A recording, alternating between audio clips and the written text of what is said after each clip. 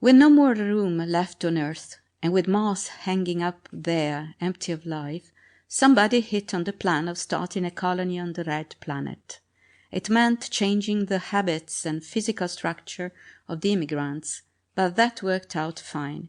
In fact, every possible factor was covered, except one of the flaws of human nature. Daptine is the secret of it.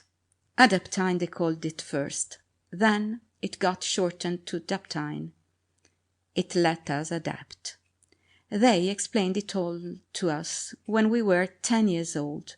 I guess they thought we were too young to understand before then, although we knew a lot of it already. They told us just after we landed on Mars. "You're home, children," the head teacher told us after we had gone into the glassite dome they'd built for us there. And he told us there'd be a special lecture for us that evening, an important one that we must all attend. And that evening he told us the whole story, and the whys and wherefores. He stood up before us. He had to wear a heated spacesuit and a helmet, of course, because the temperature in the dome was comfortable for us, but already freezing cold for him, and the air was already too thin for him to breathe. His voice came to us by radio from inside his helmet. "Children," he said, "you are home. This is Mars, the planet on which you will spend the rest of your lives. You are Martians, the first Martians. You have lived 5 years on Earth and another 5 in space.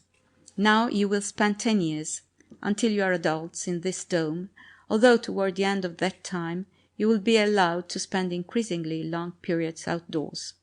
Then you will go forth and make your own homes, live your own lives as Martians. You will intermarry, and your children will breed true. They too will be Martians. It's time you were told the history of this great experiment of which each of you is a part." Then he told us. Many said at first reached Mars in 1985 it had been uninhabited by intelligent life. There is plenty of plant life and a few varieties of non-flying insects, and he had found it by terrestrial standards uninhabitable. Men could survive on Mars only by living inside glassite domes and wearing spacesuits when he went outside of them. Except by day, in the warmer seasons, it was too cold for him. The air was too thin for him to breathe, and long exposure to sunlight, less filtered of rays harmful to him than on Earth because of the lesser atmosphere, could kill him. The plants were chemically alien to him, and he couldn't eat them. He had to bring all his food from Earth, or grow it in hydroponic tanks. For 50 years, he had tried to colonize Mars, and all his efforts had failed. Besides this dome which had been built for us, there was only one other outpost, another glassite dome much smaller and less than a mile away.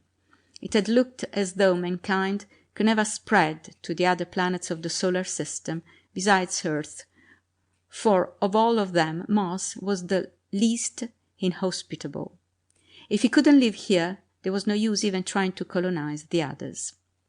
And then, in 2034, 30 years ago, a brilliant biochemist named Weymouth had discovered daptine, a miracle drug that worked not on the animal or person to whom it was given, but on the progeny he conceived during a limited period of time after inoculation. It gave his progeny almost limitless adaptability to changing conditions, provided the changes were made gradually. Dr. Weymouth had inoculated and then mated a pair of guinea pigs. They had borne a litter of 5, and by placing each member of the litter under different and gradually changing conditions, he had obtained amazing results. When they attained maturity, one of those guinea pigs was living comfortably at a temperature of 40 below 0 Fahrenheit. Another was quite happy at 150 above. A third was thriving on a diet that would have been deadly poison for an ordinary animal, and a fourth was contented under a constant X-ray bombardment that would have killed one of its parents within minutes.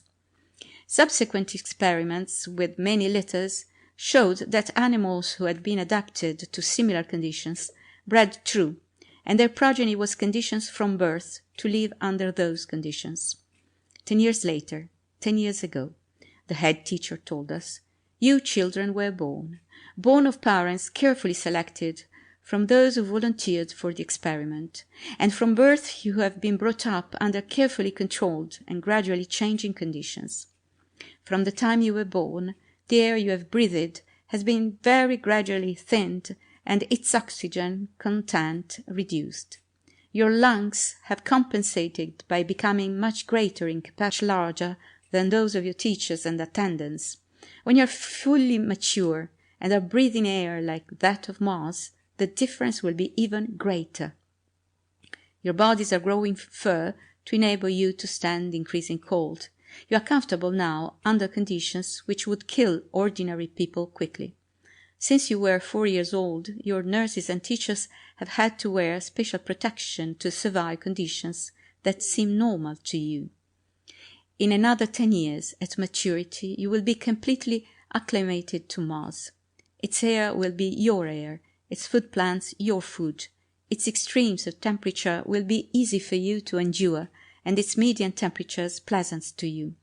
Already, because of the 5 years we spent in space under gradually decreased gravitational pull, the gravity of Mars seems normal to you. It will be your planet, to live on and to populate. You are the children of Earth, but you are the first Martians. Of course, we had known a lot of those things already. The last year was the best. By then the air inside the dome, except for the pressurized parts where our teachers and attendants live, was almost like that outside, and we were allowed out for increasingly long periods. It's good to be in the open. The last few months they relaxed segregation of the sexes, so we could begin choosing mates, although they told us there is to be no marriage until after the final day, after our full clearance. Choosing was not difficult in my case. I had made my choice long since, and I had felt sure that she felt the same way. I was right. Tomorrow is the day of our freedom. Tomorrow we will be Martians, the Martians. Tomorrow we shall take over the planet. Some among us are impatient, have been impatient for weeks now, but wiser counsel prevailed, and we are waiting. We have waited 20 years, and we can wait until the final day. And tomorrow is the final day. Tomorrow, at a signal, we will kill the teachers and the other earthmen among us before we go forth. They do not suspect, so it will be easy. We have dissimulated for years now, and they do not know how we hate them. They do not know how disgusting and hideous we find them, with their ugly misshapen bodies, so narrow-shouldered and tiny-chested, their weak, sibilant voices that need amplification to carry in our Martian air, and above all their white, pasty, hairless skins. We shall kill them, and then we shall go and smash the other dome, so all the earthmen there will die too. If more earthmen ever come to punish us, we can live and hide in the hills, where they'll never find us. And if they try to build more domes, here we'll smash them. We want no more to do with Earth. This is our planet, and we want no aliens. Keep off!